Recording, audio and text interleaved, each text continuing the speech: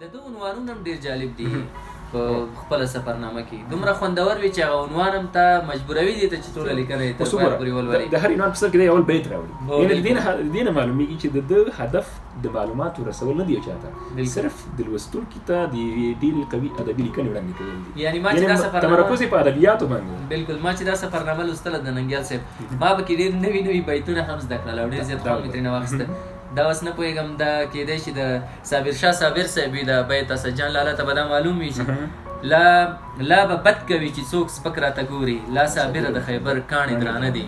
او د خیبر دره خو لار ته تلو راتلو ده. دا د ټولو عنوانونه د ده ډېر بهترین. اوس په منځ کې مثلا هغه کړي دي ښه د احمدشاه بابا او د نورو د مشرانو زموږ د ادیبانو شاعرانو د دوی ډېر ښه بیتونه او شیان یې راخیستي دي. دا هم اوس د سید صابر شاه صابر بیت یې راخیستی دی: ما د پښتانه د محبت په تور راونیسئ، ښه لویه سزا راکړئ، ښه لویه سزا راکړئ، زه ښه لوی ګناهګار یم. زه درته وایم دلته یعنې د دې نه معلومیږي چې زه چې په تاثر باندې خبره کوم په سفرنامه کې هغه دا ده چې دی چې بیت راوړي هر لیکوال یا مثلا شهرت ننګیال صاحب بیت راوړي اول د عنوان نه مخکې دې نه معلومیږي چې دی د موضوع په اړوند باندې له مخکې نه په ذهن کې ډېر څه لري او هغه دې ته ورته دی، د عنوان ته ورته دی، له مخکې نه ځان سره شعر لري او هغه تا ته ورته وړاندې کوي. یعنې دی له مخکې نه د سره تاثر ډېر زیات ده، له ده سره منظرکشي په ذهن کې ډېره زیاته ده. دی په دې پوهېږي چې زه باید څه ولیکم، دا شی څنګه شروع کړم، د دې ځای یا د دې سیمې یا د خلکو سره د لیدلو بیان زه شروع کوم، خو له کومې زاویې زه راواخلم. دغه زاویه ډېره زیاته مهمه ده چې باید کیسه ییزه وي، باید ادبي وي، او که شعري وي په شعر پیل کېږي دا خو لا ډېره ښه. یعنی هر لیکنه د هر چا د هرکلي وړ نه وي، یعنی ستا په لیکنه کې باید داسې یو ځانګړي څه وي چې هغه لوستونکی یعنی کیسې هر څوک کولی شي. زه م یو چېرته سفر کوم کیسه لیکلی شم، خو کېدی شي هغومره جالبه نه وي لکه ننګیال صاحب چې ولیکي، لکه ازمون صاحب چې ولیکي، لکه یونس صاحب او نور مشران. تا ماته ویل سفرنامه ولیکي، په ځان پورې وخندل. زه پوهېدم تا ټوکه کوله. خبر دا چې اوس هر څوک یې لیکي، خو هر څوک د هر چا سفرنامه داسې نه وي لکه د ننګیال صاحب یا مثلا د ازمون صاحب یا د نورو استادانو چې قلم ازمایي یې کړې ده د سفرنامې لیکنې په ډګر کې. لیکنې زښته ډېرې دي، په وروستیو وختو کې بیخي د 10 کلو کې خو چې زه ګورم زښته ډېر چاپ شوې، ډېرې خپرندویو ټولنو چاپ کړي، لیکوالانو ولیکلي، خو ما نیمایي هم نه دي لوستي. دغه په ځای باندې مې هماغه لکه دغسې اثار لکه دغه سفرنامه دې ته ورته په پښتو په اردو ژبه کې ما هغه 40-50 کلنې پخواني سفرنامې په وار لوستې دي، لیکن دا نوې مې نه دي لوستې. د دې اردو سفرنامو په اړه باندې به هم خبرې وکړو. دلته زموږ سره د پاینده محمد سرګن صاحب یو سفرنامې ته ورته یو کتاب دی، سفرنامه یې وبولنو انتر لندن، چې د لندن ته د تګ کیسې پکې کړي دي. دغه رقم شیان هم که ولیکل شي، مثلا ځینو وختونو کې خلک ډېر سخت سفرونه کړي دي چې له ډېرو سختو پیښو سره مخ شوي دي. په ځانګړي ډول زموږ هغه افغانان چې همدا اوس بهرنیو هېوادونو ته قاچاقي ځي، د هغوی کیسې حتما جالبې دي، ځکه هلته دوی له ډېرو بدو پیښو سره ښو خلکو سره هم مخ کېږي، خو زیاتره یې له ډېرو بدو پیښو سره مخ کېږي. او دا ولې خلک هم سفرنامې ولیکي نو هغه نورو خلکو ته چې دغه سفر ته ملا تړلې، دغه سختۍ ته چې دا نه پې ارځي چې نور په دې باندې پوه کړي. نو ځینې دغه رقم شیان دغه ډول سفرنامې ځکه زیاتې مهمې دي چې هغه مخامخ زموږ ژوند سره تړاو لري، زموږ د ژوند له مسایلو سره. زموږ یو مسله تر ټولو دا ده چې زموږ مسله د کډوالۍ ده، خلک په منډې دي د وطنه وځي او زیاتره د قاچاق لاره غوره کوي، په سمندرونو په ځنګلونو په هغه باندې په دې سختو سرحداتو باندې اوړي چې هر ګام یې له مرګ سره ملګری ده. دا مخامخ زموږ ژوند دغه کیسه که څوک ولیکي یا تجربه د یو چا ولیکي او خپل کتاب کې خپل، دا مخامخ زموږ د ژوند سره تړاو لري. یو څوک لکه تا چې ویلي، یو څوک یې لولي چې ویې لوستله هغه طبعا بده خاطره هلته لولي، د یو چا د ژوند د مرګ خبره هلته لولي او په دې پوهېږي چې زه چې په دې کوم کار باندې لاس پورې کوم دا دغسې نتایج لرلی شي، په نتیجه کې هغه ځینې راګرځي. دا یې عملي ګټه شوه زموږ په ژوند کې. او استاد تا هم خپله کله کوشش نه دی کړی چې سفرنامه ولیکي؟ خاطرې خو به دې لیکلی چې په سفر چې تللی دومره قوي کلم موږ چېرته یو څوک یې بیا ولولي یا په کتابي شکل ورکړو. خاطرې البته خاطره خو هر څوک لیکلی شي، زه ورته چې سره کېناستو د دې ناستې خاطره هم لیکلی شو. خاطره د سفرنامې یو جز کېدلی شي، لیکن په خپله سفرنامه نه ده کړې. یعنې سفرنامه دې تر اوسه نه ده لیکلې؟ تر اوسه مې نه ده لیکلې. خدای دې وکړي چې په راتلونکي کې یو ښځې ته سفر وکړي او ښه سفرنامه ولګي. خدای دې وکړي چې زه ورته ګډ چېرته سفر وکړم. تاسو سره د سفر مزه به لا بېله وي. او بالکل. او بل استاد تاسو دغه دا تاسو له فارسي نه ژباړلې که له اردو نه د افغانستان ننداره د علامه سید دا خو هسې اوس تا ته لاس هلته درغله، اصلا موضوع خو دا وهم نه، موضوع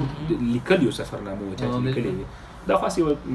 دغه وه په 1923 کال کې چې کله د اعلی حضرت نادر شاه په پوښتنه باندې د تعلیمي نظام د افغانستان تعلیمي نظام د رغونې یا د تدوین لپاره له هند دغه کسان راغوښتل شوي وو چې ندوي صاحب او اقبال مسعود دغه درې کسان راوغوښتل شول او دوی نه مشورې واخیستل شوې د اوسني کابل پوهنتون فکر له دولت سره و چې بنسټي کېږي نو د کابل پوهنتون د تاسیس په برخه کې د دوی مشورو ته ضرورت او همدارنګه د پوهنې وزارت هغه وخت د ابتدایي تعلیماتو په برخه کې او د دیني او عصري علومو د څرنګوالي د سیستم د څرنګوالي په اړه باندې دوی نظرونه په اړه باره کې د نظرونو اخیستلو په باره کې دوی راغوښتي وو افغانستان ته نو دا راغلي وو دا اقبال خو د دې سفر په باره کې خپله مشهوره مثنوي هغه مسافر ولیکله مثنوي ولیکله او ندوي صاحب سیر افغانستان ولیکه چې ډېر خوندور یادونه یې خوندي کړي په دې کتاب کې په دې کې ما د دې د افغانستان نندارې د دې علامه سید سلیمان ندوي صاحب د کتاب حواله ننګیال صاحب په خپل سفرنامه کې ورکړې ده چې دوی ویل چې کله موږ په دارالامان ماڼۍ کې دلته میلمانه وو نو بیا وایي هغه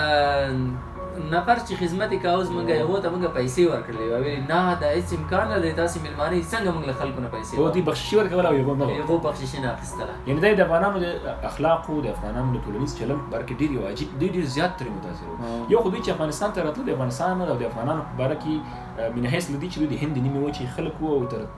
تر استعمار لاندې وو مخامخ له آزاد شوي نه وو دوی افغانستان ته له مخکې نه داسې تصور درلود د افغانستان په باره کې دا آزاد خلک دي آزادي پاله دي او یو آزاد اسلامي ریاست ته ده دغه تصور سره دوی راغلي بیا چې عملاً افغانان دلته ولیدل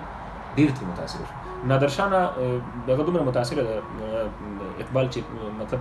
په دې هغه سفرنامه کې دغه مسافر مثنوي کې بارها د هغه یادوي مختلفو بیتونو کې نادر افغان شه درویش خو دغسې که نه وایي دا هغه پاچا دی چې درویش خویه پاچا ملنګ خویه دا خو یوازې د پاچا خبره ده د مختلفو ولسونو سره د کابل نه تر کندهار په دوی سفر کوي بیا په کوټه باندې بیرته اوړي یا مثلا په تورخم باندې په هغه باندې دوی راځي دلته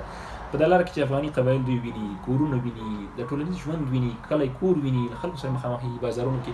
ډېر ترې د کندهار بیان کوي دومره ترې متاثر وي د کندهار د ارغنداب سیند په غاړه باندې وایي موږ په ټول ژوند کې په هیڅ اسلامي او غیر اسلامي مملکت کې داسې ننداره نه ولیدلې چې هر چا وایي چې هر چېرته ځای پیدا کوو د ویالې په غاړه کېناست او داسې کوو او هلته ځای په ځای باندې وایي څادر اچولی وو هر چا وایي لمونځ کوو وایي دومره زیات تعداد کې خلک چې په یو وخت باندې لمونځ کوي او د سیند په غاړه موږ چېرته نه ولیدلې او دا وایي د اسلام پالنې او د اسلام خوښونې ډېر عالي جذبات دي چې دا ولس او دا ملت لري دغسې نور ډېرې زیاتې عجیبې عجیبې خاطرې لیکلي دغسې سفرنامې مقصد که څوک ولولي هېڅ څوک نه ترې ستړي کېږي او د معلوماتو ذریعه خو د معلوماتو ذریعه وي د تېر وخت په تاریخ کې مثلا تاریخي معلوماتو کې د هغو خلکو هغه تاثر د هغو خلکو هغه د مجلس هغه اغېزې چې دوی اخیستې وي د بېلابېلو خلکو په باره کې د هغو د شخصیت او افکارو په باره کې دا یې ښه سرچینې دي ډېرې زیاتې بالکل نو که تاسې هم غواړئ چې دا سفرنامې ولولئ د افغانستان نندارات ولولئ د دوزخونو په لمبو کې سوځېدلی جنت دا ډېر بهترین کتاب دی که تاسې غواړئ چې سفرنامه لیکوال سئ لیکوال شئ نو دا کتاب حتما ولولئ ځکه ما په خپله د ننګیال صاحب له کتابونو نه دا لږ لیکل مې چې زده کړي دا مې نه زده کړي دي دا وګوره دا اوس په خپل ذات کې یو ډېر مهمه ده یعنې د یو چا د لیکوال کولو لپاره یا د یو چا د زړه ورکولو مثلا ډېر څوک به یو څوک په ذهن کې لري لیکن قلم به نشي راخیستلی هو بالکل دغسې تاثرات دغسې سفرنامې که څوک ولولي هغه سره هم دا شوق پیدا کېږي چې ولاړه زه خو ذهن کې نشم وکړی شم داسې د لیکنې بڼه هم ترې زده کوي چې څه وړې باید لیکوال کوي یو څوک لیکوال کوي دا بالکل زه چې د محترم ننګیال صاحب سفرنامې لولم ما ته د اردو ژبو سفرنامه لیکوالو تاثرات لري نه په لیکنه کې اغېزې ښکاري او زه پوهېږم چې د ده لیکنه ځکه خوندوره ده چې د ډېر لوست کړی